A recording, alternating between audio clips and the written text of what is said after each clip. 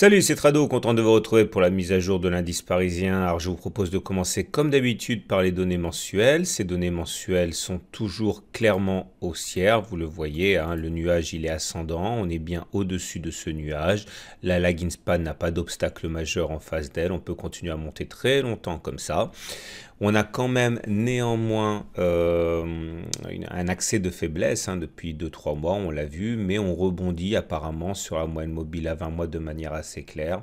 Donc on va dire que globalement la tendance elle est haussière tant que l'on restera au-dessus de la moyenne mobile à 20 mois, tant qu'on sera soutenu par les supports ici hein, correspondant aux 5090. Et en données hebdomadaires, c'est la même chose, la tendance n'est pas baissière. Elle n'est pas baissière puisque le nuage n'est pas descendant, il est globalement à plat.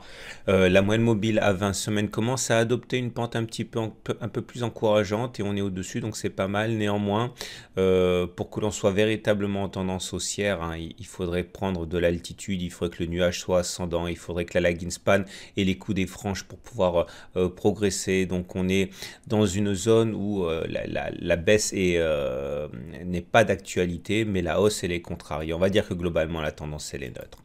Alors en données journalières, et c'est le plus important pour ceux qui tradent, voilà où on en est. On va commencer tout d'abord par un point hein, sur l'analyse purement chartiste. Hein. Et cette analyse purement chartiste montre plusieurs choses. Hein. La zone marron ici qu'on a identifiée déjà depuis pas mal de temps continue à jouer un rôle de résistance. Hein. C'est très très clair. Vous remarquerez que ça fait deux bougies de suite que l'on cale sur les mêmes niveaux, c'est-à-dire le haut de la résistance marron. On peut d'ailleurs considérer qu'il s'agit d'une configuration en chandelier japonais de type sommet en pince, c'est-à-dire que l'on va bloquer deux fois de suite sur les mêmes niveaux. C'est un révélateur de résistance. Vous avez également le fait, puisqu'on parle des chandeliers japonais, que on a le fait que nous terminons dans le tiers baissier, ce qui n'est pas très encourageant parce que on avait un gap, souvenez-vous, hein, on avait ouvert un gap entre les plus hauts du 13 juillet et les plus bas du 12 juillet. On pouvait se demander s'il s'agissait d'un gap encourageant, manifestant une continuation de la hausse ou plutôt un gap commun. On avait expliqué, je vous invite à regarder les vidéos, qu'il s'agissait sans doute d'un gap commun parce qu'on avait déjà eu un gap commun 3 séances avant. Et quand on a un gap commun, généralement on ouvre une période de latéralisation, pas une période de hausse, et donc c'est pour ça qu'on n'est pas véritablement surpris du fait qu'on ait comblé rapidement ce gap ici. On peut considérer de manière générale hein, que pendant un moment on va être bloqué par la résistance ici, par le support en bas. C'est la même logique hein, pour ceux qui débutent. Hein. Regardez, c'était une zone de résistance qui nous a bloqué, ça a été cassé, ça a donc changé de polarité, c'est devenu support et donc du coup maintenant on a du mal à passer en dessous. Et la zone marron c'est l'inverse, ça a été support, ça a été cassé, donc ça a changé de polarité, c'est devenu résistance. Et pour l'instant donc on peut pas dire grand chose, hein. Il faut que les opérateurs choisissent une direction. Vous remarquerez également autre chose, c'est que le canal bleu ici a été cassé effectivement, c'était sur la séance de vendredi 13 juillet. Ce canal bleu peut être considéré comme effectivement cassé et on peut considérer que la bougie du jour correspondrait éventuellement à un throwback hein, sur ce canal qui a été récemment cassé avant et de partir vers l'avant. Néanmoins, je n'aime pas trop l'allure de la bougie du jour, encore une fois, qui n'a pas de longue mèche basse et qui ne montre pas en fait des intérêts acheteurs de dernière minute. Voilà. Donc, on enchaîne maintenant avec l'analyse purement technique.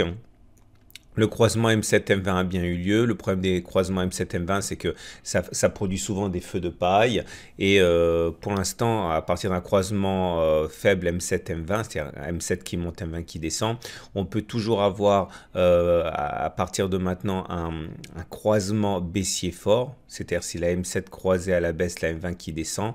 Ça serait très très dangereux. Et on peut également avoir, en espérant qu'on continue à monter suffisamment longtemps, un redressement de la M20 comme ça, qui nous donnerait éventuellement la possibilité plus tard de faire un non-croisement haussier fort. Voilà, c'est les deux scénarios forts qui peuvent apparaître suite à ce croisement haussier faible. On suivra ça de près, on suivra le balai M7, M20. Si vous voulez en savoir plus d'ailleurs sur M7 et M20 et de la manière dont je les utilise, n'hésitez pas à vous reporter au module de formation dédié. On va rajouter les Bollinger parce que ça je le dis souvent, hein, mais 80% des clôtures se font à l'intérieur des bandes de Bollinger, voire même 85%. Hein. Donc ça veut dire que la Bollinger supérieure ici qui est à 5453 et la Bollinger inférieure ici qui est à 5248 constituent une sorte de zone dans laquelle on évolue facilement et qu'on a du mal à dépasser. Et à partir de là, c'est un petit peu dangereux parce que ça se rapproche de nous, hein, cette Bollinger supérieure. Donc il faudra surveiller ça de près. Ça c'est pour les bandes de Bollinger. On va maintenant passer aux indicateurs techniques. Les indicateurs techniques sont toujours aussi en apparence. Hein. Le MACD au-dessus de son signal, le momentum est au-dessus de 0, le RSI au-dessus de 50, tout ça c'est bien. Le MACD au-dessus 0 au-dessus de son signal, c'est pas mal. Le problème c'est qu'il y a le diable se cache dans les détails, hein, et faut faire attention parce qu'il y a une divergence. On en a parlé, baissière cachée sur le momentum. Vous voyez que le momentum a fait des plus hauts. On le voit mieux en mettant un repère horizontal. Vous voyez bien, on est allé plus haut ici. On est plus haut ici que là, mais en même temps, les cours n'ont pas fait des plus hauts, eux. Et ça, les divergences baissières cachées, j'y accorde beaucoup d'importance. Il faut faire attention. Et si le RSI cassait les 50 également, ce serait un très mauvais signal. Hein. Beaucoup de traders ne fonctionnent qu'avec le RSI et sa ligne de 50. Il faut savoir que ça déclencherait des phénomènes vendeurs. Hein. Donc, il faut se méfier des indicateurs techniques. Hein. C'est un petit peu le calme avant la tempête. Un petit coup d'Ishimoku. C'est intéressant aussi l'Ishimoku pour voir ce qui nous en... Alors, ce qui est intéressant avec l'Ishimoku, c'est que d'une part, on voit qu'on est toujours dans le nuage, donc pas de problème à ce niveau, on est en tendance neutre. Maintenant, on comprend pourquoi on a du mal à progresser, parce que au-dessus de nous, on a une zone de résistance, on en a beaucoup parlé, mais au-dessus de la lagging span, il y a les cours eux-mêmes. Et chaque fois qu'on monte, eh bien, la lagging span vient se cogner contre les cours, et ça joue comme une résistance qui inflige des difficultés aux cours eux-mêmes. Donc voilà pourquoi on a du mal à progresser. Et je considère qu'il faudra surveiller de très très près la zone des 5459 parce que c'est le niveau du twist. Vous regarderez, les niveaux de twist constituent souvent des niveaux importants de support et de résistance, comme la baisse ici qui a pris fin sur le niveau de twist qui était là. Ok, donc il faut vraiment penser à les mettre, hein. C'est quelque chose qui est important. Et donc c'est pour ça que je me méfie beaucoup des 5460, pour toutes ces raisons. Voilà ce qu'on pouvait dire. On regarde rapidement les données horaires. Ces données horaires ne vont pas changer dramatiquement par rapport à ce que j'ai déjà dit, hein, puisque les repères pour l'instant tiennent. En données horaires, on retiendra que au-dessus de nous, tant que l'on maintient les 5407, je pense qu'on peut aller chercher les 5420. Mais vous voyez, ça commence vraiment à devenir bouchon. Il y a des bouchons partout. Hein.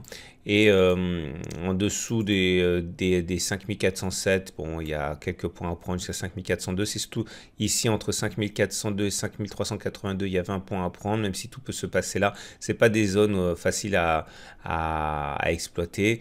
Et au-dessus de 5420, coup des franches, normalement jusqu'à 5438. Voilà, bon, quand on est des traders, c'est pas mal. Mais sinon, c'est vrai que c'est quand même pas beaucoup de points quand on ne fait pas de day trading, enfin de scalping même, j'ai envie de dire. Voilà, je vous souhaite une très bonne journée, je vous dis à demain pour la mise à jour.